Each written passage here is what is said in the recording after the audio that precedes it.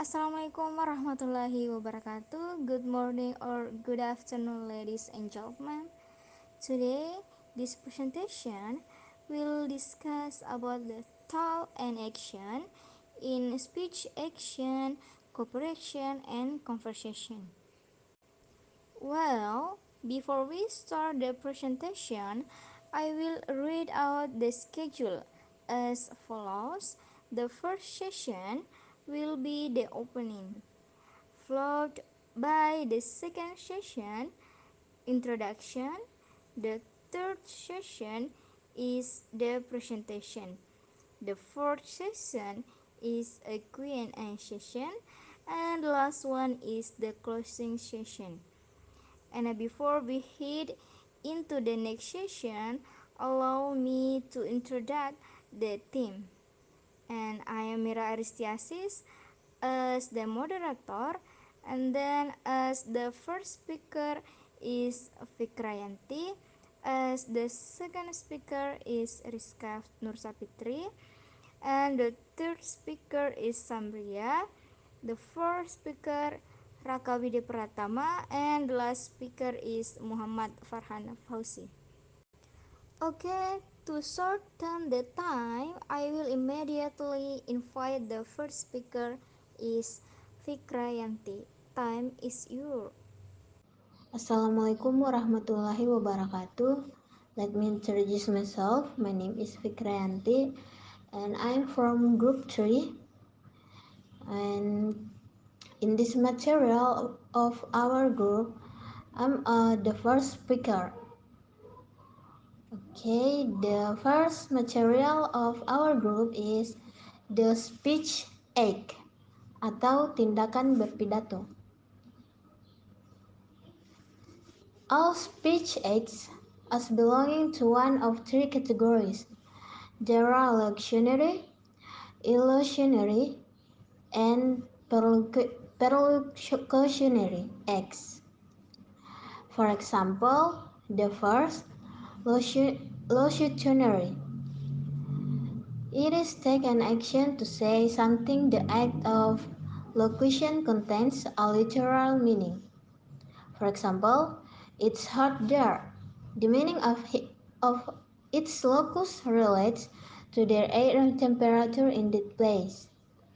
The second example, I'm hungry, refers to the empty stomach and need to be filled without intending to ask for food on someone. Jadi, locutionary itu diperlukan tindakan untuk mengatakan sesuatu. Tindakan lekatan mengandung makna literal. Contohnya yaitu kalimat panas di sini. Makna lokusnya berkaitan dengan suhu udara di tempat itu. Dan contoh yang kedua yaitu kalimat saya lapar. Nah, kalimat saya lapar ini mengacu pada perut kosong dan perlu diisi, tanpa bermaksud meminta makanan pada seseorang. Next, the illusionary. It is making the speaker act in accordance with what he says. This action contains meaning related to social function. For example, the first, it is hot there. The meaning of the focus may be a request to open the window. The second example, when a husband says, it's almost 7 o'clock to his wife in the morning, here it is not only giving information about time, also contains the act of reminding the wife that the husband should go to work immediately. So, he wants to breakfast. Therefore, the wife will answer, yes baby, breakfast is ready soon. Jadi yang kedua ini berarti pelebohan yang kita sebut illusionary, yaitu membuat pembicara bertindak sesuai dengan apa yang dikatakannya. Jadi tindakan ini mengandung makna yang berkaitan dengan fungsi sosial. Contohnya yaitu kita mengatakan di sini sangat panas.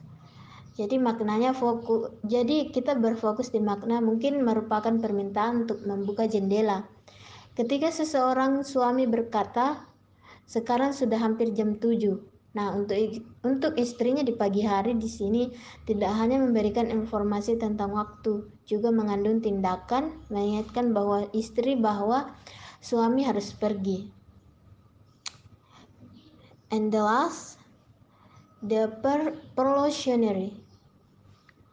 Doing an act by saying something, it have impact and there are feedback from interlocutor. For example, the first, I'm hungry. Listener right by offering food to speakers. The second, uh, it is hot here. Based on a specific context, hot air, being in a room with windows and doors are closed. Then the impact is the window will be open wide by the interlocutor. Jadi poin yang terakhir yaitu prolongatory atau yang biasa disebut perlokusi. Perlokusi ini melakukan tindakan dengan mengatakan sesuatu. Ini memiliki impact atau umpan balik dari interlokutor. Contohnya itu saya mengatakan saya lapar. Jadi pendengar bereaksi dengan menawarkan makanan kepada pembicara. Dan contoh yang kedua yaitu saya mengatakan di sini sangat panas. Berdasarkan konteks tertentu, udara panas berada di ruangan dengan jendela dan pintu tertutup.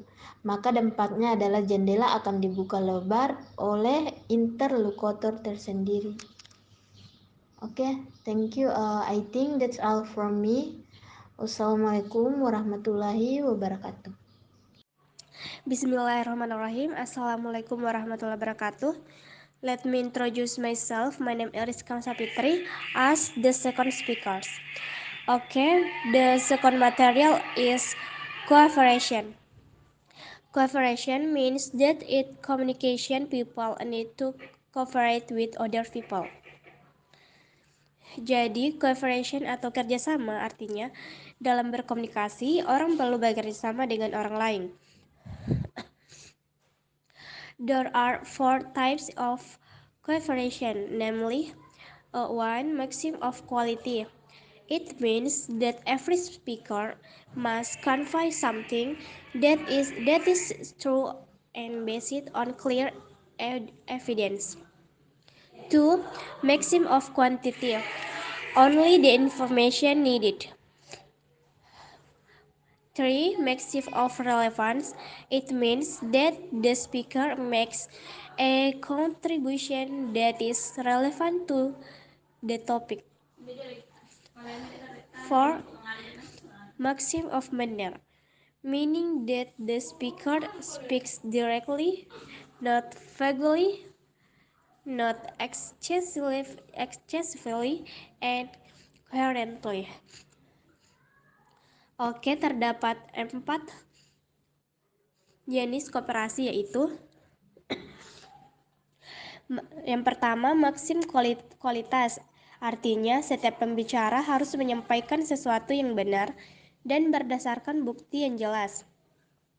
Yang kedua, maksim kuantitas, yaitu informasi yang dibutuhkan saja.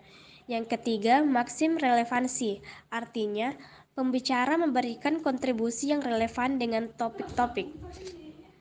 Yang terakhir, yang keempat, maxim of manner. Artinya, pembicara berbicara langsung, tidak kabur, tidak berlebihan, dan runtut.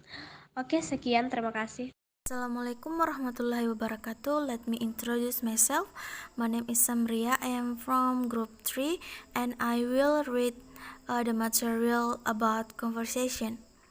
Conversation are a series of speech acts, greeting, inquiries, congratulations, comments, invitation, requests, accusation, and there are several kinds of conversation.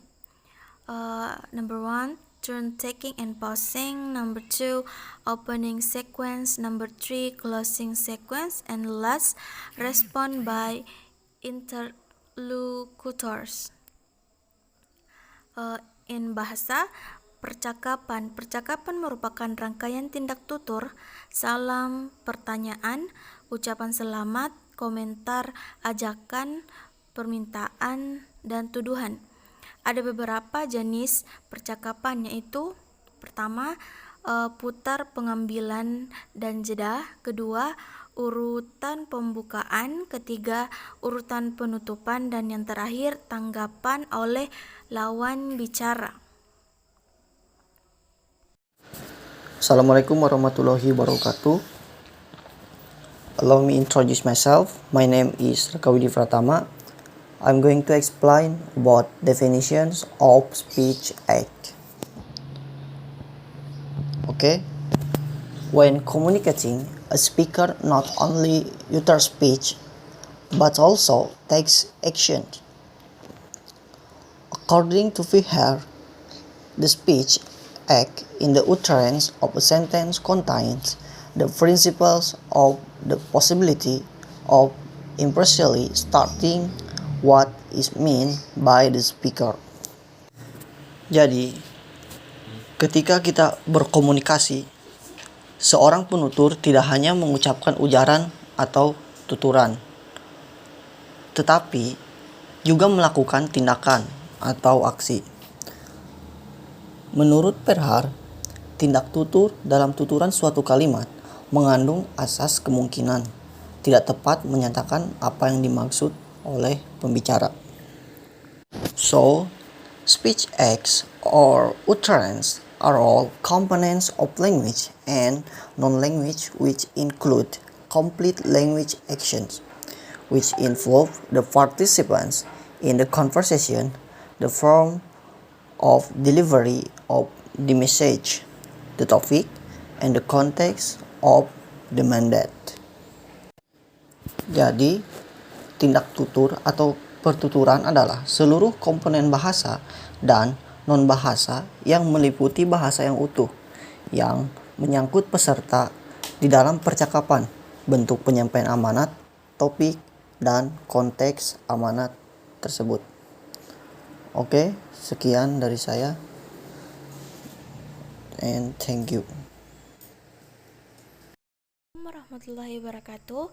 I will read the real about based on grammatical categories. Based on grammatical categories, locutionary speech act can be divided into three, namely, number one, form of a statement or declarative. Number two, question form or interrogative. And the last, command form or imperative. And illocutionary act. Illocutionary speech act are speech act that contain intent, its relationship with sentence forms that embody an experience, according to Rahardi. Illocutionary speech act are acts of doing something with a specific purpose and function.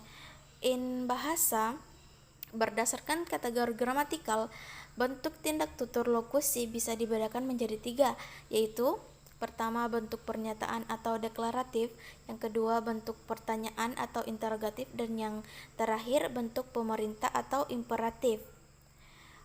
Tindak ilokusi. Tindak tutur ilokusi adalah tindak tutur yang mengandung maksud hubungannya dengan bentuk-bentuk kalimat yang mewujudkan suatu ungkapan. Menurut Rahardi, tindak tutur ilokusi adalah tindak melakukan sesuatu dengan maksud dan fungsi tertentu. Assalamualaikum warahmatullahi wabarakatuh. I will explain the next slide. In contrast to locutionary speech act, 1. Assertives. Assertives atau asertif, yaitu tindak tutur yang menggambarkan keadaan atau kejadian seperti laporan, tuntutan, dan pernyataan. Contohnya, ujian akhir semester dimulai pukul 7 tepat. 2. Directive, Direktif atau direktif yaitu bentuk tuturan yang dimaksudkan penuturnya untuk membuat pengaruh agar si mitra tutur melakukan tindakan seperti saran, permintaan, dan perintah. Contohnya, silahkan duduk. Yang ketiga, expressive atau ekspresif, yaitu tindak tutur yang digunakan oleh pembicara untuk mengungkapkan perasaan dan sikap terhadap sesuatu. Contohnya, mahasiswa itu ganteng sekali. For commissive atau commissive, yaitu bentuk tutur yang berfungsi untuk menyatakan sesuatu di masa yang akan datang, seperti janji atau ancaman. Contohnya, saya akan melamarmu di bulan depan. The last five deklaratif atau deklaratif, yaitu tindak tutur yang dapat mengubah keadaan. Contohnya, dengan ini saya nyatakan lulus. Kata-kata tersebut mengubah status seseorang dari keadaan belum lulus ke keadaan lulus. Perlocutionary arts. Perlocutionary speech arts refer to the effect the speaker has on saying something, such as making him feel confident, happy, and motivated. According to Rahardi 2008, perlocutionary arts are arts that have an effect on the speech partner. Bismillahirrahmanirrahim. Assalamualaikum warahmatullahi wabarakatuh. Introduce myself. My name is Muhammad Farhan Fauzi. Okay, I want to explain about material conversation. And this definition is conversation. Conversation is a conversation that is carried out by one person to another to discuss something that is considered important or not important. Talk can be done by two or more people in a group or meeting. Jadi, ada beberapa klasifikasi percakapan yang bisa memperlancar keterampilan berbicara bahasa Inggris seseorang, sekaligus mempermudah menguasai seluruh komponen keterampilan berbicara. Nah, yang pertama, structural conversation. Spesifikasi grammar disebut sebagai struktur.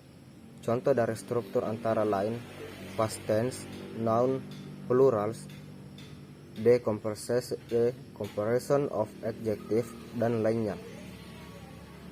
Penggunaan bahasa Inggris, baik dalam percakapan sehari-hari maupun penggunaan tulisan, harus tepat dalam segi apapun, karena berhubungan dengan waktu, lampau, sekarang, dan akan datang.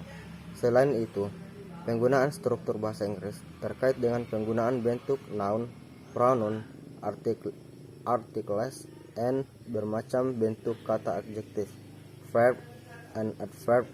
Jadi jenis percakapan ini sangat mengutamakan grammar. Nah, yang kedua, functional conversation.